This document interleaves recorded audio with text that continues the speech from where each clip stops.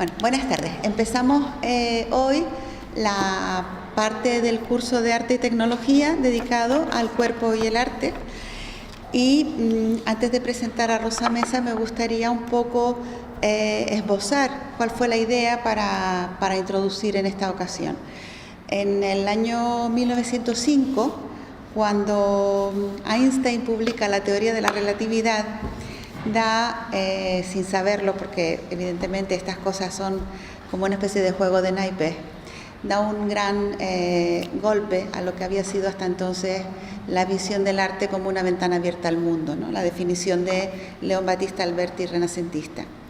En una década, en la primera década del siglo XX, se produce una nueva visión del cuerpo humano, el cuerpo humano que había sido hasta entonces el gran centro del deseo, el gran objeto del deseo en el arte occidental, desaparece prácticamente de la pintura, arrinconado por la máquina, por la maquinaria de la modernidad, y en 1911 Marinetti escribe en el Manifiesto Futurista que un coche de carreras es más hermoso que la victoria de Samotracia.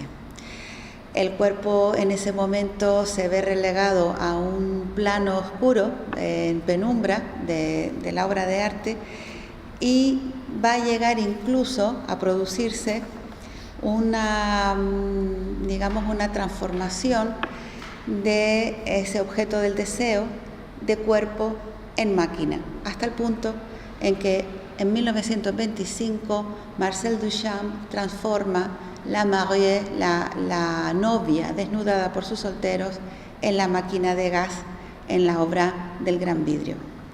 En el mismo año de 1925, sin embargo, se publica un libro de Franz Roh titulado Realismo Mágico. La versión española será producida en 1927 gracias a la Revista de Occidente.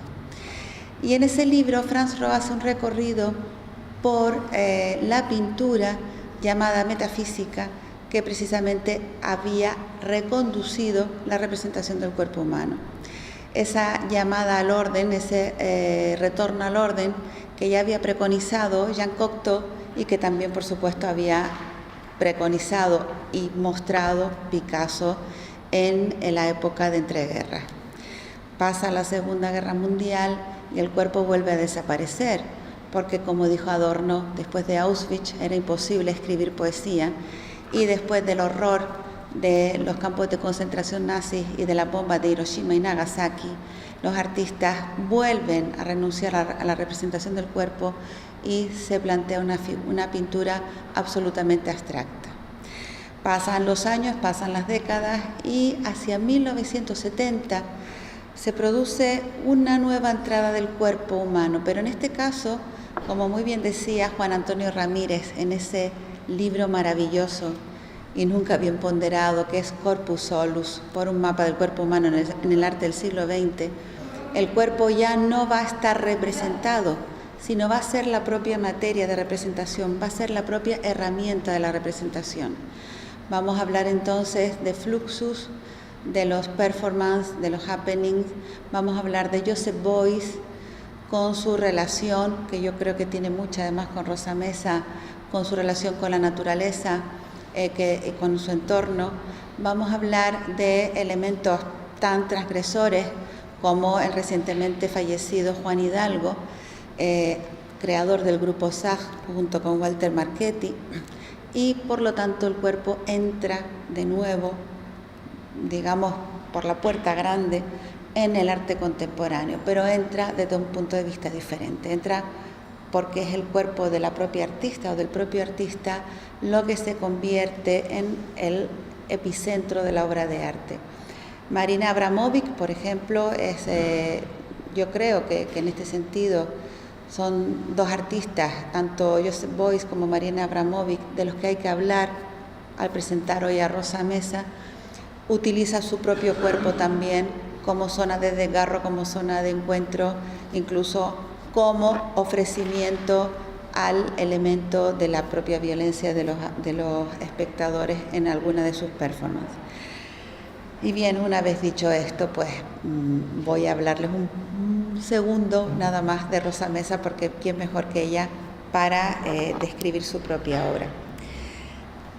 Me gustó, antes de lo que es el hecho de un currículum o de una lista de obras realizadas, me gustó la idea de contarles un poco cómo conocí a Rosa Mesa. Conocí a Rosa hace ya unos años, no mucho realmente, pero fue estupenda desde el momento en que nos encontramos, a partir de una serie de estancias en La Regenta, en la cual ella produjo una serie de vídeos precisamente a través de la performance, pero además hizo una cosa preciosa durante ese año, porque estamos hablando de 2012, estamos hablando de Hablando con Pepa, es decir, de la Constitución de Cádiz, la Pepa famosa, que Rosa se dedicó durante prácticamente un año a llevar a la calle, a discursear, a mover con una serie de performances callejeros, en el mejor sentido de la palabra, donde puso en marcha no solamente su capacidad de mímesis, de gestualidad, sino además también su gran compromiso ideológico, político, social, que es una de las razones por las que me parece una artista importantísima y a tener en cuenta. Rosa Mesa ha vivido, antes lo comentaba, además da miedo hasta decirlo, en 9 países distintos. Es una mujer además, yo creo que tan políglota que a veces es difícil saber en qué idioma está pensando, y ha sido además una de las creadoras de los grupos de performance en Canadá. Ha vivido en Canadá, en las Indias Orientales, en Kenia, en Suiza, en Alemania, y tiene además una familia también intercultural, es decir, tiene por lo tanto toda esa exploración de lo otro, totalmente asumido y asimilado. Ha trabajado con autores muy importantes y tiene como punto de, digamos, como elemento de acción también lo que es la arte terapia y lo que son las interacciones con el arte como forma de conocimiento de sí mismo. Ha tenido también distintas colaboraciones con la artista colombiana María Linares, y siempre su compromiso, además un compromiso importantísimo, con la visibilidad de género en el arte, con la visibilización del tema del cuerpo femenino. Incluso teníamos un curso que igual lo hacemos el año que viene, que es la performance como herramienta de concienciación del cuerpo, del género, y ha tenido además participación en distintas actividades, en distintos festivales de performance, como bueno, ella aquí casi lo prefiero dejar a su gusto, porque en distintas ocasiones. Aquí la hemos visto en esta universidad, concretamente en el rectorado, con una exposición conjunta con su pareja, con Tomás, hace unos años. En el caso de la performance, además, ha trabajado intensamente con otras artistas y con elementos como el Día de la Mujer en la Casa de Colón. Recuerdo muy bien también una performance que realizaste ahí. Y tiene en distintas ocasiones elementos, por ejemplo, como, digamos, que nos indican bien su compromiso, como una de sus performances últimas, Borradas, Missing también, Dark Secret, y también Género en 2014, Calando Hondo, que fue precisamente esta intervención de la Casa de Colón, Hablando con Pepa en 2012, Gone with the Wind, y también tenemos en Action Mat de Museo de Bellas Artes, Talk for You, en Brothers, en Cuerpo a Cuerpo de España, en Secretos y Muñecas en el Festival de Lisboa, el proyecto de circo en la Bienal de La Habana. Es decir, es una artista que ha tenido además una tremenda repercusión internacional. Pero les había guardado un pequeño texto que está en su blog, que me parecía tan bonito y tan interesante. Es una de las llamadas que ella hace para participar en una de sus performances, y con esto lo voy a leer y los dejo con Rosa, porque realmente creo que nos define muy bien al artista que tenemos aquí. A la deriva. Estamos presenciando un momento histórico crucial debido a los grandes cambios sociopolíticos y económicos que nos están afectando. Esta revolución está debilitando los cimientos de la cultura que en cierta manera yacía complaciente. Sin embargo, la realidad ha probado volver a ser más pintoresca que la ficción y asistimos perplejos a cambios radicales en los pilares de la sociedad y cultura. No es difícil ver cómo se ha producido un retroceso en el respeto a los derechos civiles, excusándose bien en la seguridad o bien en la necesidad de alcanzar ciertos objetivos económicos. En cualquier caso, nada hay más perturbador para mí que asistir a la inexorable quiebra y desgaste de los derechos reconocidos en la Declaración Fundamental de los Derechos Humanos, que hacen este año su 70 aniversario. Con motivo de la efemérides, me gustaría lanzar una llamada a la acción en la que convoco a manifestarse a todas aquellas personas que sientan que ese documento ha sido y es uno de los grandes pasos dados por la humanidad hacia una universalización de los derechos y una protección de todos los individuos. Es una llamada que hace Rosa Mesa, que hizo en su momento para este proyecto, y que me parece que retrata muy bien a la artista comprometida y moderna y contemporánea absolutamente que tenemos hoy con nosotros. Muchas gracias, bienvenidos, Rosa Mesa.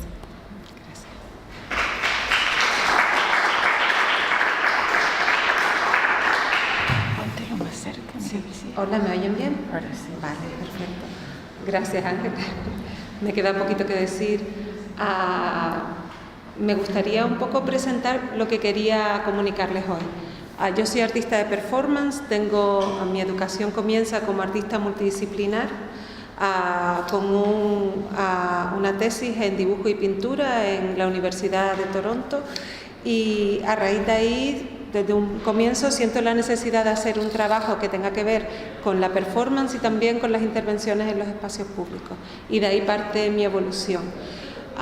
No quiero hablar mucho de eso, pero sí de lo que hoy nos trae a esta charla, que es el tema de la tecnología. La tecnología dentro de mi obra ha tenido mucho que ver con todo lo que tenga que ver con mi forma de explorar la comunicación.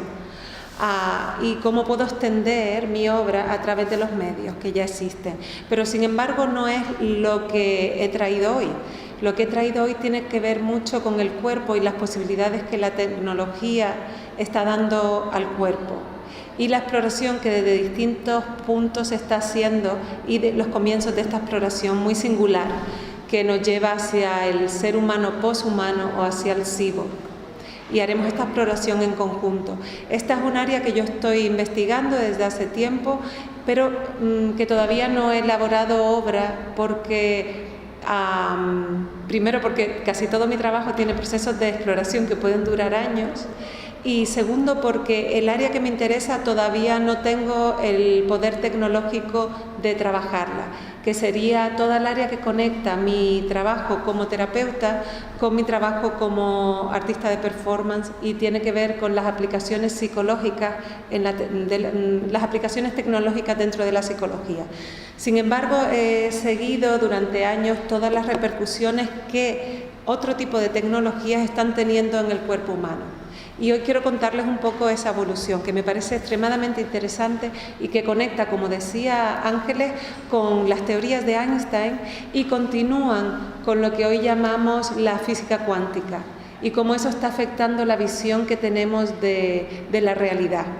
Voy a presentar a artistas que me parecen extremadamente interesantes, y también a dos personas que, sin ser artistas, están en esa frontera que hoy es muy común, que es la de la multidisciplinaridad, que hace que filósofos se conviertan en artistas, artistas en filósofos, y que nos entremezclemos.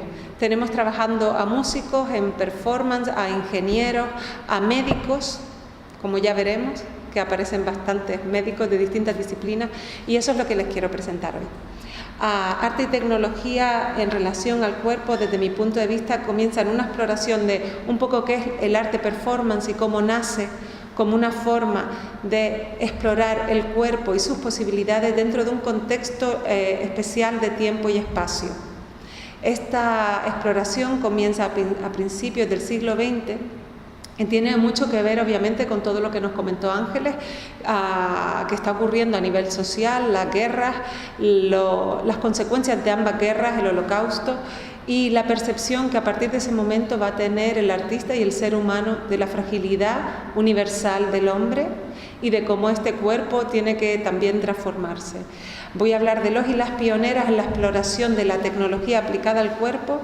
Luego pasaré a un área que es muy interesante, que pienso que es efervescente en este momento, que es la tecnología médico-hormonal en la transformación del ser humano, la performance, tecnología y feminismo, que están muy conectadas, y pasaremos un poco una pequeña introducción al cyborg y al humano posthumano, al humano que emana del posmodernismo. Me gustaría comenzar con Gutai, que es un grupo que se crea en el año 1954. Voy a leer algunas cosas porque, aunque soy políglota, el japonés todavía no he llegado y hay algunos nombres que realmente los destrozo. El fundador es Jiro Hoshihara, es un artista que viene de las escuelas pictóricas de Japón y que en el año 1954 comienza a cuestionarse cuál es el papel del cuerpo y del artista dentro de la creación de la obra. Y él se sitúa frente a su lienzo sintiendo que la herramienta, que es una tecnología también, porque ahora cuando hablamos de tecnologías pensamos en cables y en este tipo de cosas, pero tecnología también fue el pincel y fueron las pinturas que se usaron en las cuevas rupestres, ¿no? Pero ahora tenemos una tecnología extremadamente avanzada. En este momento ellos se plantean, la pintura se realiza a través de una herramienta que es el pincel, yo me voy a apropiar de esta herramienta a través de mi cuerpo. Sin darse cuenta un poco pisaban la performance. En realidad todo esto que estaban haciendo era explorativo. Yo pienso que en un primer momento ni tenían nombres. Eran happenings donde se encontraban y como vemos en esta pieza, el mismo artista es el que esparce con todo su cuerpo usando sogas y cuerdas la pintura por el lienzo. Este colectivo da pie a que se realicen toda una serie de exploraciones y quise traerles la que hace Atsuko Tanaka en 1956. Ella nace, pongo las fechas porque nos vemos muy modernos en el año 2018, aunque en realidad pienso yo que estamos yendo bastante para atrás en muchas cosas.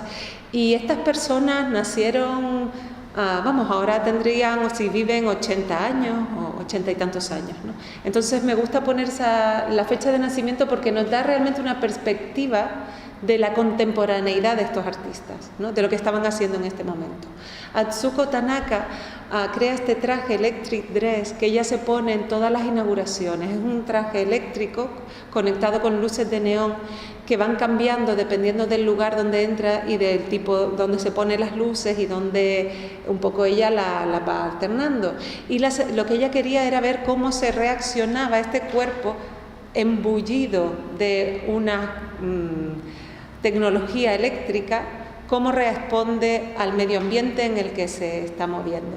Realmente los comentarios de la gente que la veía era que era un extraterrestre, que tenía una sensación de artificialidad, no sabían muy bien si había un humano debajo de este juego, ¿no?, de luces que ella creaba. Si lo pensamos, esto todavía comienza con la poética del cyborg, con la poética del robot un poco, ¿no? Otro colectivo que también nombró Ángeles, Fluxus, era un colectivo que con gente como John Cage estaban explorando los límites de todas las artes, de música, de la danza, obviamente del vídeo. Les traje la pieza de Namjoon Paik. Él nace en 1932, es TV Cello y la trabaja en colaboración con Charlotte Moorman. Namjoon Paik era de origen coreano, aunque trabaja en Alemania y también trabaja en Estados Unidos, y tenía una formación en música, pero realmente por lo que se le conoce es por su trabajo en videoarte. Para esta pieza, que realmente la performer es Charlotte Moorman, que era una chelista, que también se consideraba ella misma una artista de performance, generan este cello. No sé si se ve bien, pero este cello tiene 3 partes. Uno de los monitores graba al artista mientras toca. Otro monitor tiene un canal abierto y aleatorio a los canales de televisión americana. Esta fue una de las proyecciones que se hizo en Estados Unidos. Y la otra tiene conectados distintos artistas que tocan el cello. Entonces, en este momento vemos como, de nuevo, la tecnología se utiliza como herramienta para complementar al cuerpo. Ya no es solo el instrumento, sino tenemos tocando una visión del artista desde otro ángulo distinto que está siendo grabado por la cámara, al mismo tiempo tenemos a otros artistas que están tocando dentro mismo del instrumento y aleatoriamente se están captando emisiones de televisión que están ocurriendo en ese momento, ¿vale? Entonces volvemos a ver cómo el cuerpo se extiende, lo que es la performance y el cuerpo que está performando se extiende a través del uso de una tecnología. Estos eran los primeros pasos que realmente se estaban dando a la hora de complementar un poco al cuerpo. Obviamente la presentación que hago es corta, ¿vale? Existen muchísimas más obras, pero yo he querido seguir una trayectoria particular y ya verán un poco a dónde voy. El manifiesto, me pueden interrumpir cuando quieran, ¿eh? A mí esto de que me corte no me molesta nada. ¿Perdón? Te preguntamos después. También, como prefieran. Si a alguien se le ocurre algo que piensa que se le va a olvidar, pues me corten. Quise traer, como les comentaba antes, a alguien que no es artista. Donna Hathaway es una pensadora. Y es una pensadora que ha creado muchísimo que hablar en todos los ámbitos donde se ha metido. Entre ellos el feminismo. Su manifiesto Cyborg, que se denomina exactamente, fue creado en el año 1985, es el manifiesto Cyborg, ciencia, tecnología, feminismo socialista durante finales del siglo XX. ¿Qué hace Donna Hathaway desde mi punto de vista? Donna Hathaway escribe un manifiesto en el que intenta romper los bordes que separan al ser humano del animal y al ser humano del cyborg, de la máquina, al mismo tiempo empujando las fronteras que separan hombres y mujeres. Ella considera que la separación que se está realizando hasta ese momento desde el feminismo por una cuestión de identidad, ella lo considera que tiene que ver más por afinidad. ¿De dónde le vienen a ella estas ideas?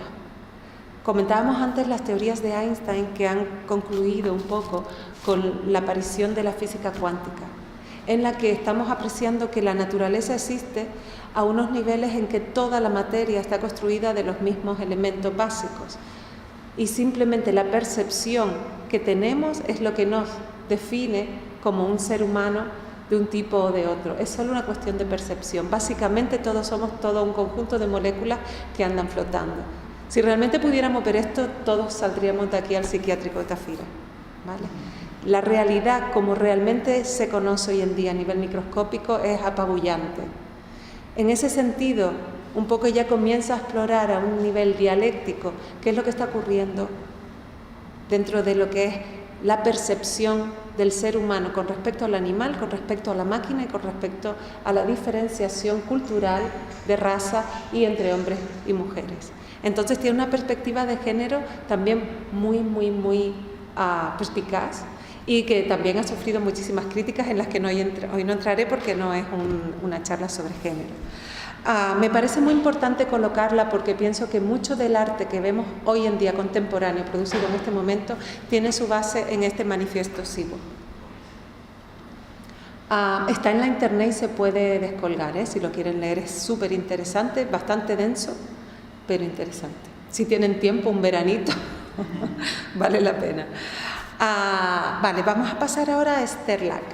Sterlach nace en 1946 en Chipre, pero ha estado toda su vida viviendo en Melbourne, en Australia, y comienza exploraciones con respecto a la idea de integrar partes del cuerpo, la mejora del cuerpo. En este caso vemos su brazo artificial, que es un brazo que él sitúa amarrado a su cuerpo y con el que interpreta o dibuja.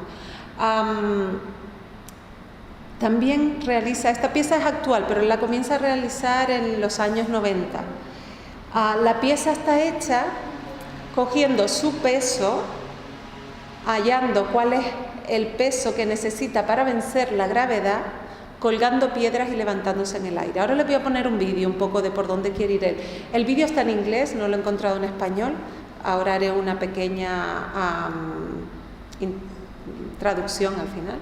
Y explora un poco al ser humano transformándose en este sentido. Su última obra, bueno, no su última porque sigue produciendo, pero sí es verdad que es la más conocida, es que se ha puesto un implante de una oreja en un brazo, a través de la cual él puede escuchar conectado con sensores. Pero su idea final, en la que está trabajando, lleva ya varios años trabajando, es que esta oreja permita a través de internet escuchar todo lo que él escucha. Entonces él va a tener un canal abierto a internet donde tú te podrías meter y escuchar, esté donde esté, lo que él está escuchando. ¿Vale? Ahora está un poco complicado cómo he tenido que montar esto por una cuestión tecnológica. Pero me gustaría un poco que vieran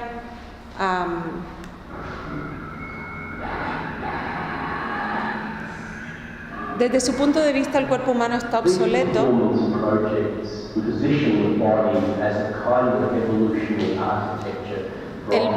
El cuerpo como un producto que evoluciona. La arquitectura del cuerpo. No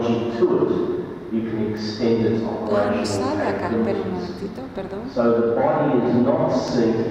Un segundito porque estábamos teniendo este problema desde antes y me dejaron instrucciones. A ver si ahora... vamos a ver. Que teníamos este problema, pero claro, si tengo que hacer, se nos va a hacer muy... Es que ella ya lo dejó montado, pero es que no funciona el montaje. A ver, otra vez. Bueno, un poco lo que él plantea, si es que no me deja acceder a los vídeos, que era el problema que teníamos antes. Lo que él plantea es que el cuerpo es una arquitectura que realmente se va formando. Vale, el problema que tenemos es que cuando salgo para ver un vídeo, entonces no me deja volver. Lo que vamos a hacer es yo introduzco el vídeo y luego lo vemos al final, ¿vale? Para no... Intentamos transformar el cuerpo con la tecnología y básicamente no podemos manejar un ordenador. Bueno, continúo, luego les pongo el vídeo. Igual queda más o menos claro, ¿no? Pero me gusta que vean un poco esa imagen en movimiento. Pasamos ahora a Orland. Digamos que Orland es un artista que parte del feminismo y de cómo se percibe a la mujer. En esta primera pieza, que en realidad era una performance, ella se coloca en un cine con una máquina, elabora una máquina que te permite poner un marco en aquella época, porque me da que no había ni euros. Tú metes el marco y ella te enseña su vagina. Ella hablaba del control de la sexualidad femenina. Esta fue su primera exploración, pero estamos en el momento que está empezando a aparecer un poco la cirugía estética, que te permite pues aumentar labios, aumentar los pechos, distintas transformaciones a nivel... mira, he decidido poner los vídeos al final y hacer la transición ahora. No te preocupes, al final salgo y pongo los vídeos, lo prefiero. Perdona. ¿Qué es lo que decide hacer Orland?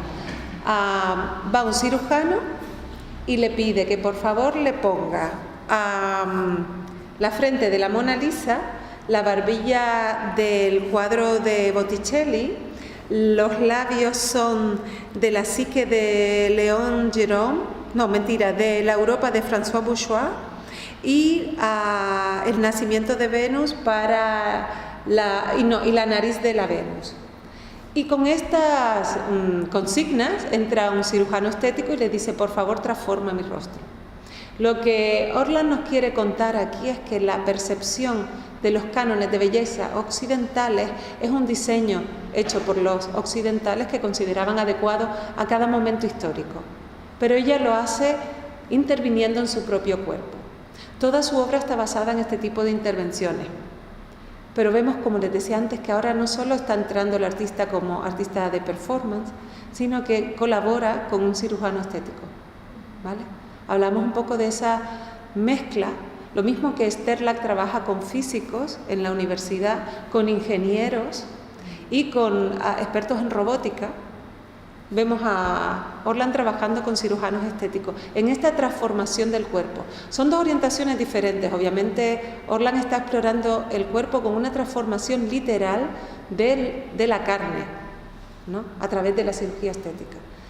Mientras que Sterlack habla a veces más de cómo el cuerpo puede ser transformado a través de la tecnología, tanto robótica como lo que hoy consideramos las prótesis de tipo biónico, ¿no?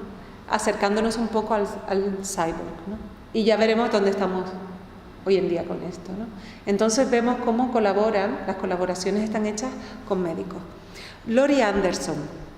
Laurie Anderson es una artista americana, nacida en 1947, que destaca porque ella lo que busca es música y es inventora.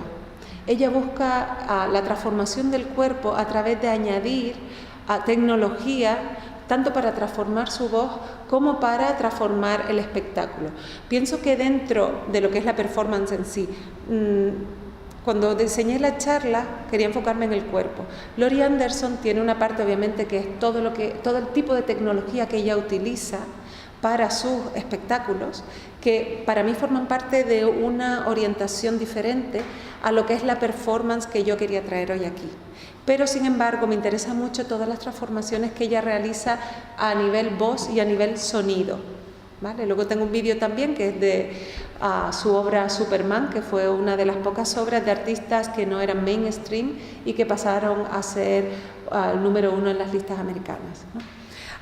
Laurie Anderson inventa, entre otras cosas, el violín de cinta, el palo de hablar, el talking stick, que es realmente un instrumento que crea en el que tú puedes manipular la voz a través de generar nuevas composiciones con la propia voz que tú estás emitiendo, que pueden ser tanto aleatorias como intervenidas por un algoritmo o por cualquier tipo de transformación que tú desees hacer. Estos son inventos de ella. Ella es inventora, es música, es violinista, es productora, hace videoarte, performance y realmente pienso que hace de todo un poco, escribe. A mí me parece muy interesante cómo ella sigue siempre, a pesar de toda la tecnología que puede y es capaz de usar, sigue siempre también fiel a una cierta narrativa de la voz humana y de la historia del ser humano, ¿no? Hay un alejamiento a nivel tecnológico y un acercamiento siempre a través de la voz y un poco el cuentacuentos, un poco, ¿no? Alguien que quiere hablar con su audiencia. También inventa el filtro de voz en lo que ella utiliza para, por ejemplo, cambiar su registro y tener un registro masculino, en lo que ella llama un arrastre de lo que es la voz, del audio, ¿no?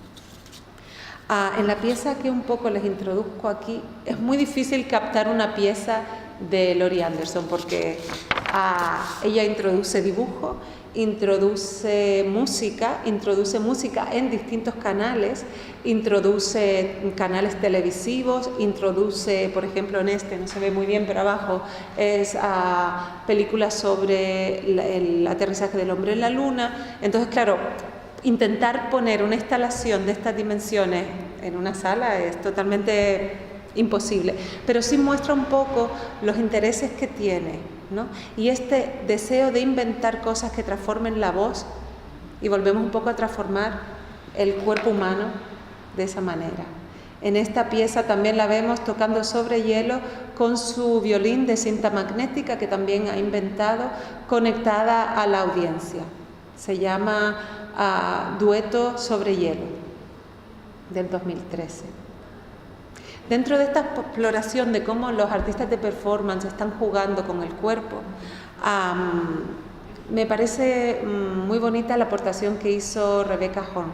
Rebecca Horn es una artista alemana que estuvo afincada muchos años en Barcelona y ella utiliza una aproximación más poética al trabajo a través de lo que ella llama modificaciones del cuerpo. En este caso, por ejemplo, es un guante de dedos con el que ella pretende explorar cómo te sientes con estos dedos cuando capturas objetos. Y su performance es la utilización de este guante mientras ella se mueve por la sala tocando con los dedos. La tecnología no está ahí en un sentido literal, pero sí en un sentido poético. Y luego veremos cómo hoy en día sí es verdad que podemos acceder a este tipo de fantasías poéticas realmente a través de lo que es la robótica, ¿no? Por ejemplo, o incluso los implantes y el unicornio, ¿no? En el que ella explora un poco la poética de ser un unicornio, de tener un implante. Esto en su momento parecía bastante irrisorio. Hoy en día solo falta meterte en internet para ver la cantidad de personas que se han hecho implantes de todo tipo en su cuerpo, con cuernos, bueno, les invito a que hagan una exploración en ese área, pero bueno, es una exploración hacia la que el ser humano está yendo y que ya estaba siendo intuida por algunos de estos artistas de performance, ¿no? Este es el abanico ala en el que ella un poco se sitúa en cómo moverse con las alas. La dimensión de la ala hace que realmente su cuerpo se mueva, sin poder volar, pero sí sintiendo cómo se sentiría un pájaro, ¿no? Paul Preciado es filósofa, pero es performer también. La pueden conocer también por Beatriz Preciado, y fue la que escribió el manifiesto Yonki, ¿vale? ¿Por qué la traigo aquí como performer? Hablamos en su momento de transformaciones que Esther la que está haciendo con introducción de elementos de la robótica o bien implantes. Hablamos un poco también de la cirugía estética y hay una transformación que Paul Preciado ha hecho de Beatriz Preciado a Paul Preciado, que es a través de las hormonas. A raíz de los escritos de Foucault y tras ser alumna de Derrida en Francia y luego en Estados Unidos, Beatriz Preciado comienza un proceso de transformación a través de autoinyectarse hormonas para hacer un proceso transgénero. Este proceso está recogido en su manifiesto Yonki y en el que ella un poco va contando cómo esto va ocurriendo. Las repercusiones de la tecnología hormonal y endocrina hoy en día también nos lleva a posibilidades de transformación y creación de seres humanos, ¿no? Entonces, en este ámbito que quiero un poco solo tocar, para abrir como un campo que también es un campo de exploración para artistas que están trabajando hoy en día, es qué se puede hacer con el cuerpo a través de la tecnología hormonal y qué significado tiene la aplicación de la tecnología médica al cuerpo humano. Y aquí hago referencia ya más directamente a los escritos de Foucault y cómo realmente la medicina define quién es la persona sana, quién es la persona no sana, qué es un ser humano normal y qué no es normal. Veíamos también como desde el manifiesto Cyborg de Donna Haraway también se cuestiona la normalidad de las diferenciaciones entre unos y otros. Todos estos conceptos parten por un lado de Foucault y sus teorías con respecto al Estado y el control que realiza de sus ciudadanos a través de la medicina, y por otro lado también de la ruptura de los opuestos que realiza el deconstruccionismo y en concreto Derrida. Entonces vemos a estas filósofas y artistas de performance explorando los bordes de lo que hasta ahora considerábamos normal y empujándolo hacia una transformación. Marco Donamura es un artista italiano, ahora ya estamos con artistas que son bastante jóvenes. Tiene su sede en Berlín, trabaja con la Universidad del Kunst de Berlín y trabaja directamente en el área de neurología, robótica no sé muy bien, algo que tiene que ver con la transformación de biotecnología. A ver si encuentro la palabra exacta en castellano, un minuto. Sí, a ver, sí, exacto, la biotecnología. Entonces trabaja en la universidad con las áreas de sonido, computación y biotecnología. Y trabaja con conceptos tales como el uso del sonido muscular y la biorretroalimentación, ¿vale? Que es comunicarse, conectarse con sensores a aparatos electrónicos que pueden traducir los ritmos del cuerpo humano en sonido, que luego se convierten en ritmos aplicados para el desarrollo de su performance. Obviamente les voy a poner un vídeo porque es que si no todo lo que digo se queda ahí como en palabras largas y bastante complejas, ¿no? Y también utiliza la robótica. A él le interesa mucho el concepto de normal, qué es normal y cómo transgredimos el concepto de normalidad en todos los sentidos, y cómo la medicina afecta a los límites de qué es lo que creemos que es nuestro cuerpo y qué es lo que va a ir ocurriendo a medida que sigamos evolucionando dentro de estos campos, ¿no? Esto es una prótesis que él inventa que llama la amígdala y que interacciona según los estímulos que le des, ¿vale? Es un invento que él hace y que ya, esto lo hizo en el 2007, si no me equivoco, y que este año lo ha podido adaptar a su propio cuerpo y realiza la performance ya en la pieza Eigenweide, donde la prótesis está instalada en el cuerpo, conectado a unos sensores que le devuelven un sonido que luego se proyecta en la sala, mientras la prótesis creada responde a su propio movimiento corporal, ¿vale? Sus piezas son bastante impresionantes. Neil Harbison es inglés, pero se crió en... no sé si eso soy yo o es algún otro ruido. Tecnología, estoy haciendo vibrar. Puede ser otra cosa también, porque me da que el sonido venía de atrás.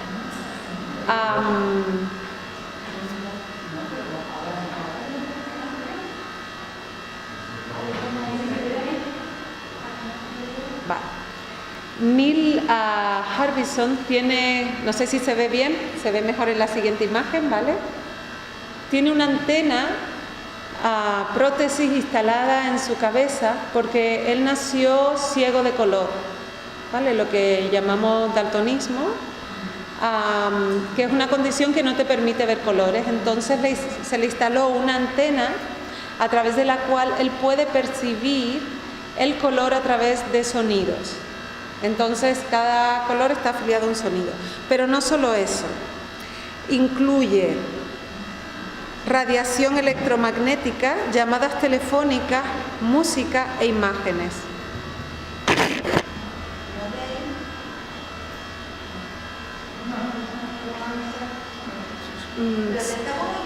Vale, si a ustedes no les molesta, yo sigo.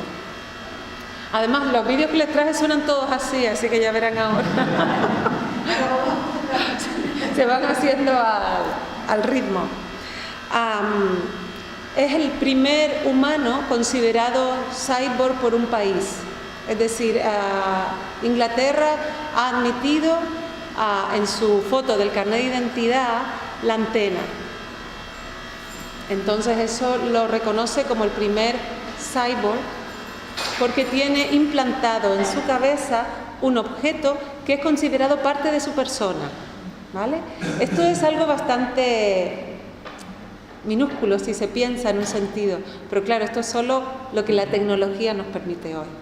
Lo que la tecnología pueda permitir dentro de 20 años y cómo los seres humanos van a ser mejorados o no, pues está por ver.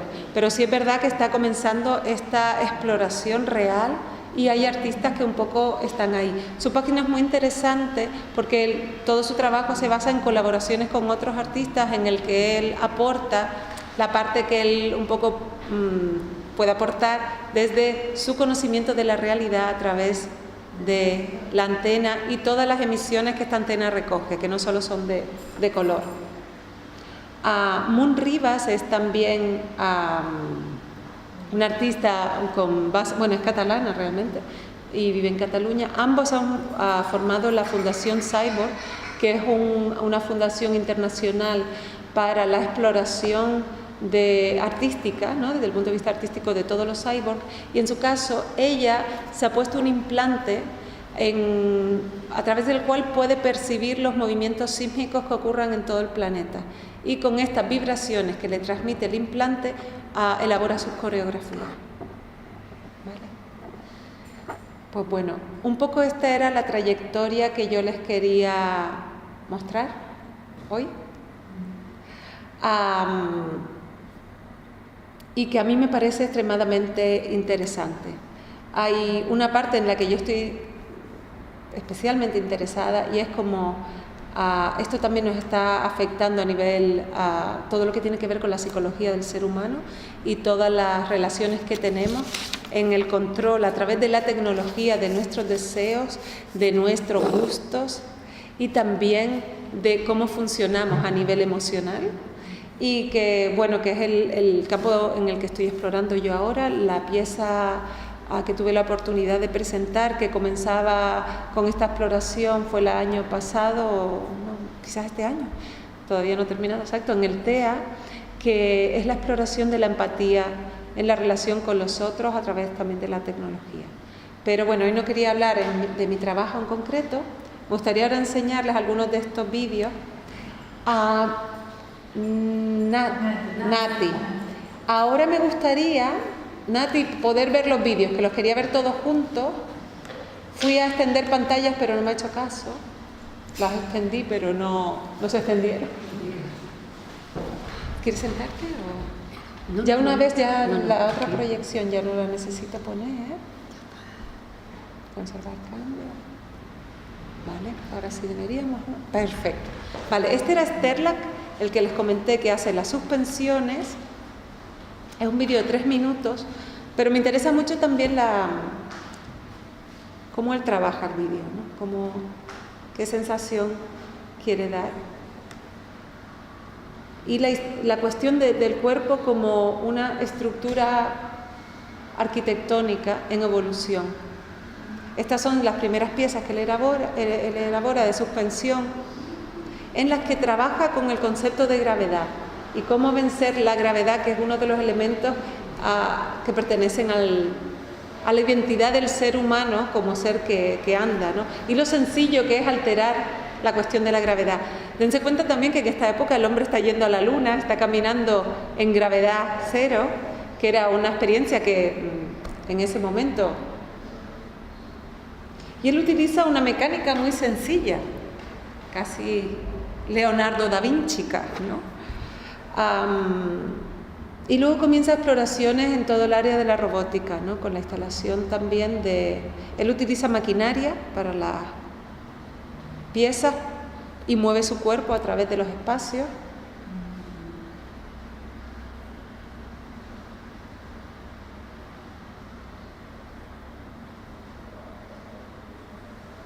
La parte final es una entrevista en la que es muy humorístico y en la que él dice que, lo dejo aquí para que no se nos alargue demasiado, que empezó a hacer performance porque era muy mal pintor y sobre todo por eso se construyó su mano robótica, ¿no? Me gustaría ahora ver solo un poquito la obra de Laurie Anderson, a ver si el sonido nos acompaña. Nati, ¿se oye algo?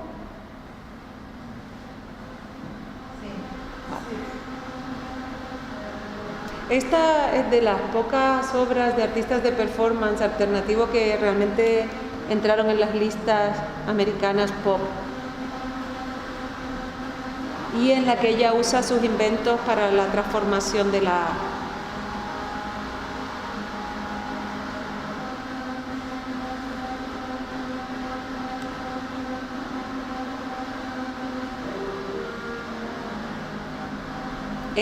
con su aparato, el palo hablante, y con los filtros de voz que ella utiliza, cambia su registro a un registro masculino. Siempre también Laurie Anderson, desde el punto visual, ha trabajado a la ruptura de los bordes entre lo masculino y lo femenino, ¿no? Alejándose un poco del concepto femenino a través de la forma en que siempre se ha vestido, en que ha realizado sus performances. Es una artista desafortunadamente muy poco conocida, extremadamente creativa, con una capacidad de inventar y de crear increíble. Su pareja, ahora el nombre era tú, yo sé que me olvido de su pareja, pero es mucho más conocida, el músico que falleció el año pasado, Lou Reed, es la esposa de Lou Reed.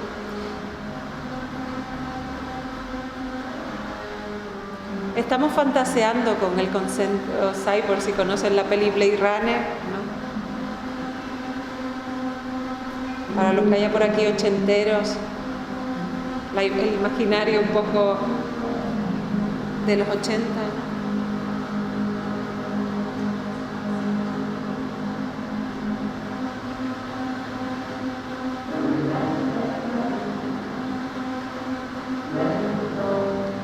Les invito a verlo entero. Es una pieza interesante a nivel sonoro y también visual. Ahora quería pasar al trabajo de Marco Donnarumma. Realmente su trabajo, probablemente hoy es el artista que realiza exploraciones dentro del área de cyborg que tiene más apoyo institucional, porque la Universidad de Berlín realmente está a su disposición para sus exploraciones. Y realmente si ven su horario de trabajo en la internet, da una conferencia en un país distinto cada día. Y el trabajo es realmente interesante y continuamente innovando. Neurorobotics Research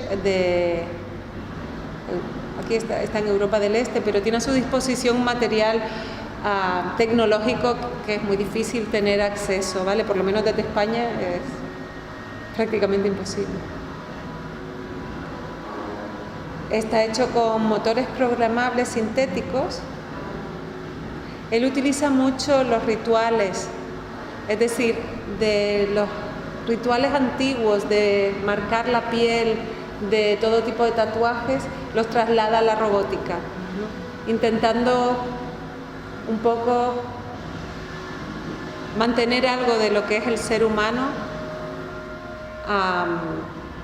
Le interesa mucho el contexto carnal del cuerpo, a pesar de que está trabajando en la robótica. No sé si se fijaron, pero hay hasta pelos en la materia que puso. Es una especie de grasa humana, parecido un poco a lo que usaba también Joseph Beuys, pero deja algunos pelitos por ahí, no sé si se aprecia la imagen. La prótesis está programada para hacer su propia exploración, dependiendo de lo que decida la pequeña inteligencia artificial que lleva dentro. Se adapta y puede responder a cualquier cosa que le estimule, ¿vale? Aquí este es él. Me parece muy interesante también la forma en que se diseñan sus prótesis, porque tienen mucho que ver con una visión un poco gótica y humanista, ¿no? Podría ser mucho más metálico, un poco como la mano que vimos de Sterlach. Sin embargo, la elección de hueso, ¿no? Sensación de hueso, de humano, como un intento de mantener un poco todavía lo que podamos tener de humano. Les quiero poner, esto fue en el 2007, si no me equivoco, y la que tiene ahora, que está, solo tengo acceso en su propia página, ya para terminar mi exposición. Eigenweide quiere decir vísceras.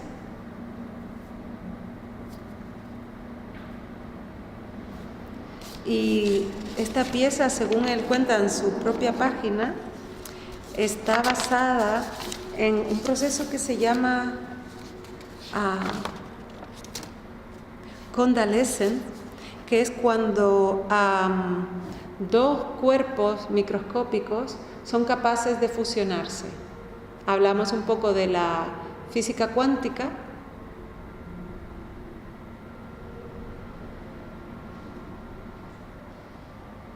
Y sus exploraciones tienen que ver con la robótica. Esta es una de sus prótesis que actúa interactuando con el movimiento de su propio cuerpo. Y el sonido está captado a través de unos sensores conectados a su cuerpo que proyectan su pulso, el sonido de sus órganos, los sonidos que hacen los músculos y los huesos, amplificado. Las piezas son bastante conmovedoras cuando las ves.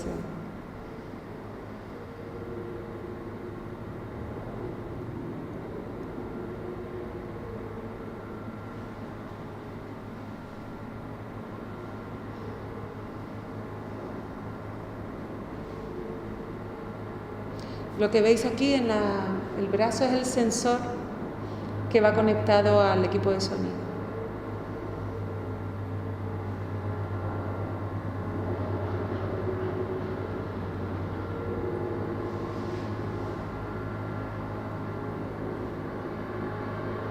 Tenemos entonces prótesis y dos cuerpos.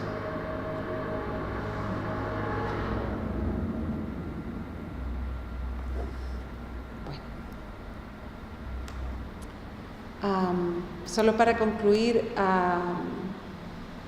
realmente lo que está ocurriendo a nivel mundial, a nivel tecnológico, es apabullante. A mí me parece realmente impresionante.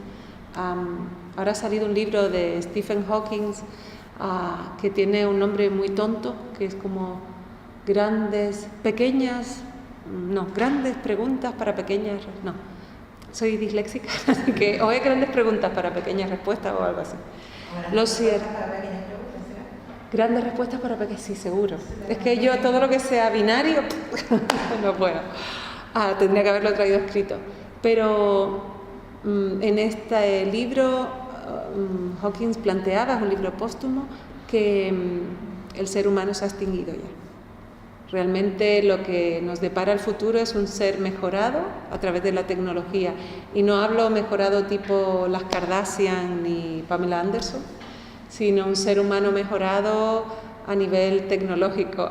Cuando di una charla parecida hace un tiempo y uno de los que participaba me comentó, la primera cyborg fue mi abuela, que le pusieron un marcapaso. Sí, ¿no? Un poco por ahí van las cosas. Exactamente. Es interesante el adquirir un poco conciencia. Nombrabas la pieza que presentamos aquí, Tomás Profe y yo, en el museo, en el que hicimos una exploración sobre la muerte. Y para hacer esa exploración hice un curso en la Universidad de Yale con Kegel Karan, que es un filósofo americano, en el que, gracias al cual a través de este curso llegué a la conclusión de que realmente el ser humano solo existe con el contenido que tiene su cerebro. Y el resto todo podrá ser trasplantable. En ese sentido se planteaba en este curso la idea de que hagamos un download cerebral de la información que tenemos y eso sería lo único que nos distingue a unos de otros. Esa información que contenga nuestro cerebro. El resto, en una cuestión de tiempo, va a ser posible suplantarlo. Desde el punto de vista de Hawking, ya para cerrar, él decía que el ser humano, al nivel que está funcionando en este planeta, terminará destruyéndolo. Es una charla un poco apocalíptica, pero probablemente bastante certera. Y el ser humano que va a ser capaz de salir de aquí no puede ser humano, o no puede ser humano sin haber sido mejorado. Porque por ahora lo que son los viajes en el tiempo no son posibles y parece ser que va a ser bastante difícil, aunque hay una teoría de probabilidad de que se podría hacer, pero probablemente lleguemos antes a mejorarnos de forma que podamos viajar como seres mejorados, digamos cyborg o biónicos, y poder viajar durante muchísimo tiempo para llegar a otros lugares, y probablemente ese sea el camino, por lo menos, que nos está planteando también un poco el arte, ¿no? Muchas gracias, espero que les haya gustado.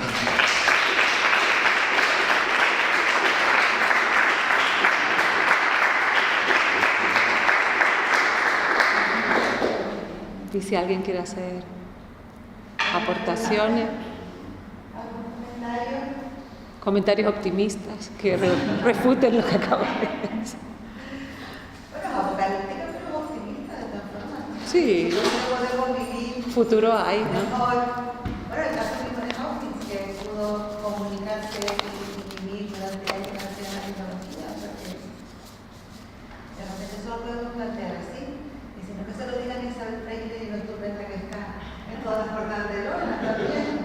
Parece la parte más visual, ¿no? Y los estiramientos, pero luego hay una cosa, una parte, perdóname, que era interesante también, que era la parte de Orlán, la referencia a la obra de arte también. O sea, es decir, el cuerpo se convierte a su vez en una referencia a obras de arte ya establecidas. Me gustaría quizás. En cierta manera hay referencias en varios de los artistas. Como decía, en el caso de Marco Donnarumma, él utiliza los rituales más primitivos que hay en la humanidad, de tribus del Amazonas, de los pigmeos, de no sé dónde. Yo pienso que en un intento real de sostener la humanidad en la parte básica, con formas de arte que no están dentro de lo que nosotros consideramos arte occidental. En el caso de Orland, pienso que también tenemos que tener en cuenta que Donna Hathaway o Orland son artistas feministas cuya exploración comienza en una exploración de por qué existe desigualdad entre el hombre y la mujer y qué significa esto y cómo se articula esta diferenciación y esta desigualdad. Entonces, en el análisis que hace Orland del arte, configura el arte como uno de los elementos que han condicionado la visión desigual entre hombres y mujeres. Eso es obvio. Doy una charla, ¿cuándo es? En marzo, sobre esta evolución en las obras, obviamente, de cómo el desnudo femenino configura una imagen de la mujer como un ser indefenso, ¿no? Podemos hacer referencia también a cuadros como Susana y los mayores, en el que realmente asistimos a pedofilia, a proxenetismo, a toda una serie de delitos hoy en día, pero que están recogidos dentro del arte en un contexto que hasta el siglo XX no se cuestionaba. Es decir, el feminismo llega y cuestiona esta visión.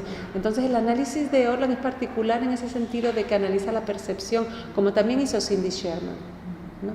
¿Para quién están creadas estas imágenes del arte? ¿Y qué significado tiene esto a un nivel sociopolítico, ¿no? Entonces, ese trabajo, que también es el trabajo que hace Donna Hathaway, tiene mucho que ver con la percepción. Lo que yo pienso que, por ejemplo, nunca he hablado con Orland, sí que la vi una vez en Toronto, en una galería con sus transformaciones, que es impresionante realmente. Pienso que sí tuvo que haber leído, si no a Foucault, que también es francés, ¿no? Quizás incluso el manifiesto Cyborg de Donna Haraway, y esta ruptura de las diferencias, ¿no? Y de cómo podemos trabajarlo a un nivel artístico, pero también siendo una pionera en la exploración de algo que ya les digo y es muy normal, pero la transformación del cuerpo a través de la cirugía estética, desde luego ella es la absoluta pionera, ¿no? Y su trabajo es muy interesante en ese ámbito. No lo estoy reflexionando mucho. Mejor. Lo que voy a plantear, por tanto, mi discurso antes de la sanación de la experiencia estética de la imagen, más allá del discurso, tenía una sensación que todo transita en una experiencia estética que que merodean los cabrosos. En Bacon, lo veo ahí, al final el cuerpo se ha convertido no un elemento discursivo luminoso, sino casi de imagen un poco terrible, ¿no? O solo son los ejemplos que has traído, o se maneja todo el arte, toda la experiencia performativa a través del cuerpo se termina transitando por ese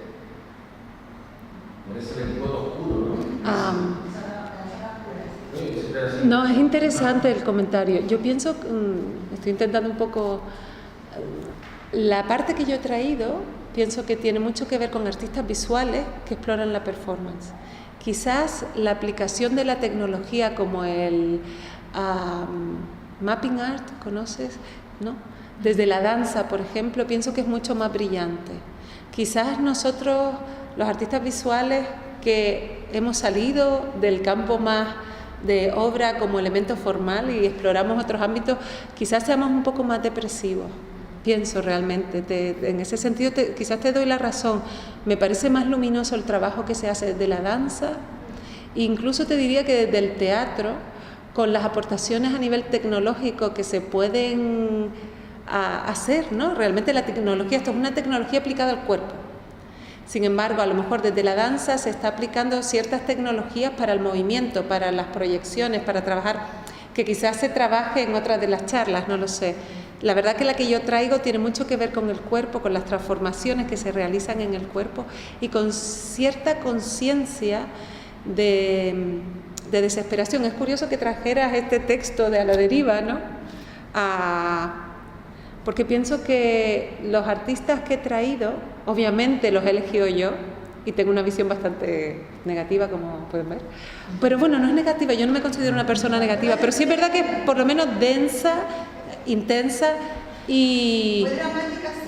Sí, ¿no? Un poco, sí.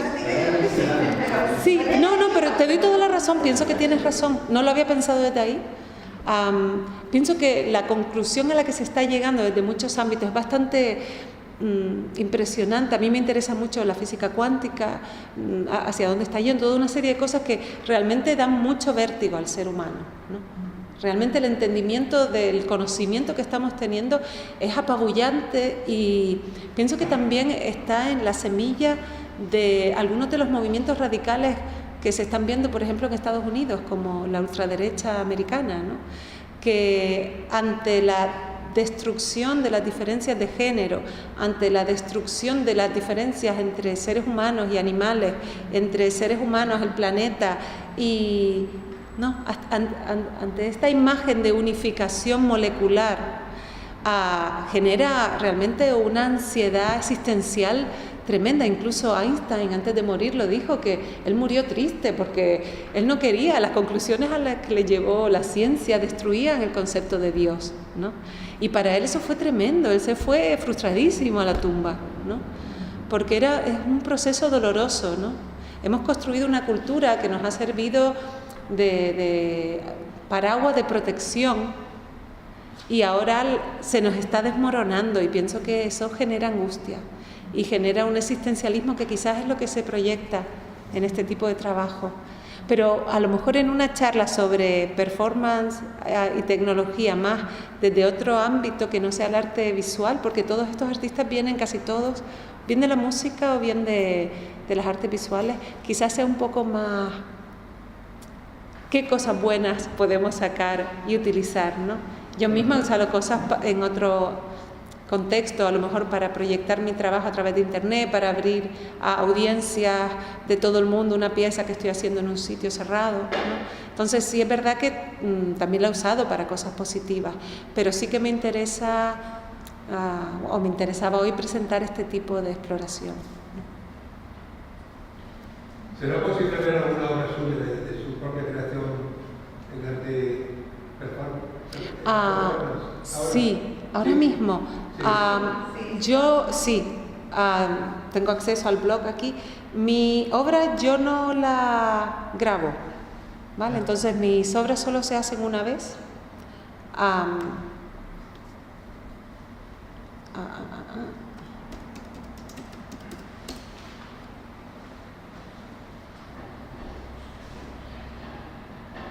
Pero las puedo contar un poco. Mi trabajo se divide en varias ramas. Por un lado, tengo un trabajo que básicamente instalación, en el que genero espacios en los que la persona que entra interactúa con distintas creaciones que he hecho. Por otro lado está el performance art, en piezas en las que nunca se repiten, las hago solo una vez. Y por otro lado está mi trabajo de intervención en los espacios públicos, que tiene que ver con acciones que me gusta hacer en la calle, ¿vale?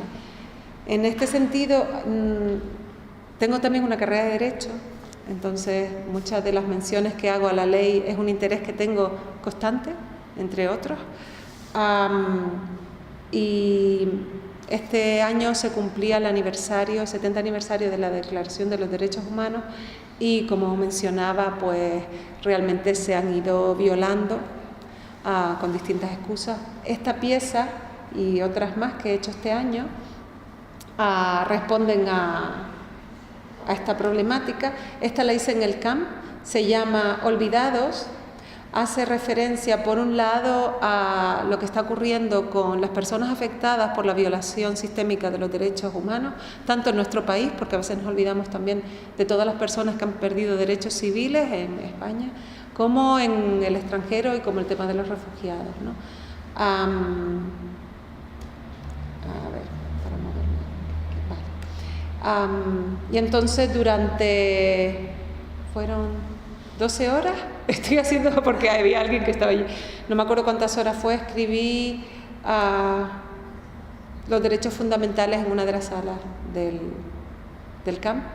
Esta pieza a la deriva, invité al público en general a coger unas colchonetas y trabajé con una abogada en la adaptación de la Declaración de los Derechos Fundamentales del 48 con una visión de género, una visión ecológica y una visión integrativa de algunas de las técnicas de reproducción, por ejemplo, que se están usando actualmente, y leímos con el público en la playa de las Canteras en julio la Declaración de los Derechos Humanos. Voy a ir un poquito rápido, ¿vale? Para que un poco... esta obra es una obra realizada en el TEA en la que ahora mismo, como no me lo preparé, la verdad que me olvido de los detalles, pero no me acuerdo si fueron 3 días, me encerré en un cuarto oscuro, totalmente oscuro, en una habitación en la que podías entrar sin tocarme y sin hablar conmigo. No, mentira, perdón, sin hablar conmigo, podías tocarme. Entonces la persona tenía que entrar sola e interaccionar conmigo por el tiempo aproximadamente de 3 a 5 minutos máximo, y luego cuando ya salían yo les daba un número y ellos tenían que contar la experiencia que tenían conmigo. Si querían describirme físicamente, vale, pues una mujer, a lo mejor es morena, o me ha dado miedo, me ha dado risa, le he tocado un pecho, que me pasó, que me tocaran, no, le toqué un pecho, qué horror. Pues las personas que participaban podían contar la experiencia que estaban teniendo en su encuentro conmigo. Fue muy sorprendente, trabajé con Yolanda Peralta, que en ese momento estaba en el TEA, porque el sentimiento más intenso fue el miedo en todos los participantes. Entrar en una habitación sabiendo que había una mujer dentro, simplemente no había nada más, la sensación era de pánico y muchas personas tuvieron que salir de la sala, ¿no? Me gusta mucho trabajar con la audiencia. Esta es una pieza que también hice en el CAMP, que se llama Supremacía del Color. Responde realmente a la subida al poder de Trump. Yo tengo doble nacionalidad, canadiense, española, y en Estados Unidos y en Norteamérica realmente ha sido un golpe duro el aceptar que una persona de ese tipo de educación y de ese tipo de creencias pueda llegar al poder. En esta pieza yo genero supremacía del color. La supremacía dentro del concepto americano, supremacía es la supremacía del hombre blanco. Entonces yo representaba las distintas razas a través de colores y con un bate pintaba un cuadro utilizando metafóricamente la sangre de todas las razas, ¿no? Esta pieza es una pieza que se realizó como parte de un proyecto de exploración del feminismo en el contexto de la psicología y de otros ámbitos de las humanidades, y la pieza un poco invitaba a la generación de un canon como el canon masculino de Vespucci, se llama, sí, Mobius, ¿no? Sí, gracias. Y un poco luego también con participación del público. Borradas es una pieza también dentro del contexto del feminismo en el que represento a las mujeres que durante ese año habían sido asesinadas y están siendo nombradas en la pieza a través de la representación de un cuerpo femenino que dibujo y con el que interacciono amarrada con medias, ¿no? Realmente todo lo que tiene que ver con la performance es siempre mejor verla, por eso decía que es un poco complicado a veces expresar. Vale, tendría que ir, voy a ir un poquito más atrás, un poco a ver si hay algún trabajo de instalación. Bueno, este fue un trabajo, Trapo Sucio, fue una pieza en la que denunciaba las 1.300 violaciones recogidas en España, que han sido recogidas por forense, y para ello colgamos con voluntarios y con donación de bragas de todo el mundo 1.300 bragas en Triana. Esta pieza es una pieza que explora, me interesa mucho todo el mundo de las neuronas y la computación, y un poco aquí exploraba los escondites y las conexiones que existen entre a través del mural, ¿vale? Trabajo en distintas áreas, entre nuestro cerebro y el subconsciente, ¿no? Que es un área en la que llevo trabajando un tiempo y que es parte de la investigación que llevo hoy en día, ¿no? Bueno, aquí está lo de Trapos Sucios, las bragas colgadas. Esta es una pieza que hice en Toronto, que es la ciudad donde estudié y a la que vuelvo de vez en cuando a trabajar. Es un rap en el que cuestiono el concepto de jerarquía como un concepto que nos obliga a mantenernos un poco subyugados a la producción legal que se produce en un país y que nos cueste mucho encontrar formas de un poco lo que ha pasado en España, ¿no? Los cambios que se han introducido, culpamos un poco a los políticos, pero nos vemos un poco incapaces, ¿no? En este caso lo que hice fue desde el inglés trabajar con el concepto de voz y hacer un rap en el que cuestiono la jerarquía a través de, me gusta mucho usar el humor, con mucho sentido del humor, ¿no? Es una pieza de performance. En esta, que viene ahora, me acuerdo que fue, esta es, yo fui inmigrante en Canadá, luego en Suiza y en Alemania, y he vivido procesos reales de inmigración en el que he sido interrogada por la policía, he sido registrada, he sido trasladada, he sido expulsada de países, he sido retenida por el ejército, y un poco cuando ha comenzado todo este tema de los refugiados, para mí ha sido un tema bastante doloroso en el sentido de que realmente uno no sabe la desprotección que tienes cuando estás en un terreno sin borde, en una frontera. Y en esta pieza exploraba a través de, un poco, como se suele decir, me tocó. Llegué, me fueron a buscar al aeropuerto, tenía mi maleta y había pensado, me habían invitado a hacer una performance para un festival, y entonces con mi misma maleta hice una pieza en la que vaciaba el contenido de mi maleta y metía a una de las personas del público en la maleta. Y eso es con lo que te vas cuando eres un refugiado, con lo que te cabe en una maleta. Y si te cabe tu hijo, pues metes a tu hijo. Y si no te cabe nada más, no llevas nada más. Y un poco era un juego, ¿no? Con el público de qué es lo que nos llevamos al final cuando somos inmigrantes, ¿no? Y cuando somos refugiados. Ya termino aquí porque les invito a verlo, sigue. Esta es la pieza que para mí fue una pieza bastante importante a nivel interno, personal. Fue una exploración con mi compañero, que es artista de vídeo y fotografía, y nosotros, hablabas de depresión, tenemos un tema recurrente que es la muerte, nos interesa muchísimo el concepto de muerte. Me parece que es uno de los conceptos que ayuda a que sintamos miedo eterno y a que seamos bastante manipulables. Y me interesa mucho su exploración. Entonces, para esta pieza hice un conjunto de dibujos que salieron del curso que hice con la Universidad de Yale de filosofía sobre la muerte en concreto, unos vídeos en los que exploraba la conexión de la teoría cuántica con la experiencia vital de la visión, y luego una performance ya en un tono más humorístico que se llamaba El futuro está en tus manos. Y entonces aprendí a leer, no sé si estaba. Aprendí a leer las manos, ¿vale? Las líneas de la mano. Entonces lo que hacía era, me acercaba a la audiencia, le leía la mano, escribía, no quería que me pegaran directamente en la cara, escribía en un post-it lo que había leído, te vas a morir joven, según las reglas de la lectura de mano.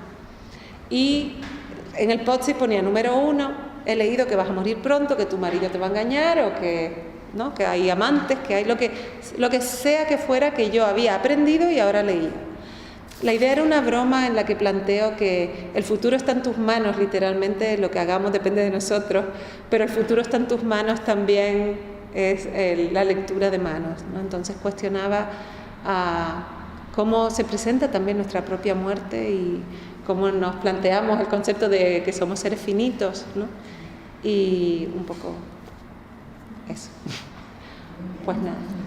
Yo creo que nos tenemos que ir. Sí, ¿no? Despidiendo de Rosa, porque además nos van a echar a la lengua de los. Gracias a todos y todas por estar aquí.